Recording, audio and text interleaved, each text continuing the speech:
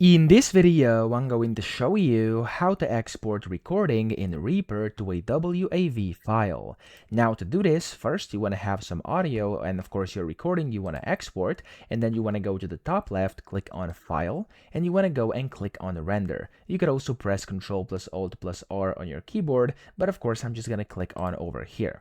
This is going to open up the Render to File menu, and from here you want to select your source. I'm going to go with a master mix, but of course you can do whichever one you want. And then here I'm going to do entire project, or you could do just custom ranges if you want to as well.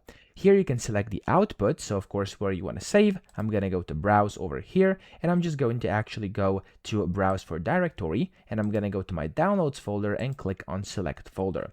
Here you have to give it a file name, so I'm just going to keep it like it is, and then you can of course render to wherever you want to as well.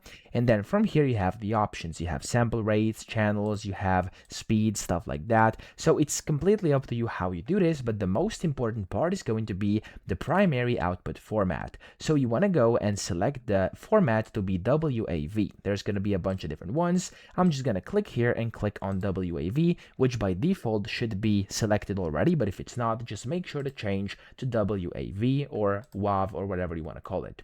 Then of course you can do a secondary one as well. I'm just going to not do it right now, so we only get the WAV file.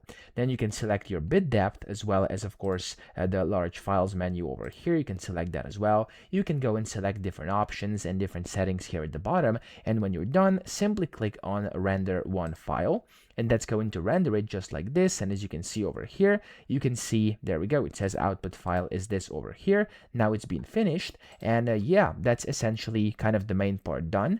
You can just go ahead and open the folder. It's going to open your folder, and it's going to show you your file in there. So as you can see, tutorial project copied is what this one is named, and that's exactly what it's been exported over here to my computer, to my downloads folder, which I also selected. Okay, you can also launch the file, you can open up and add files to project, etc., but that's how you do it. So I hope this video helped you out. If it did, please subscribe to the channel and help me out as well.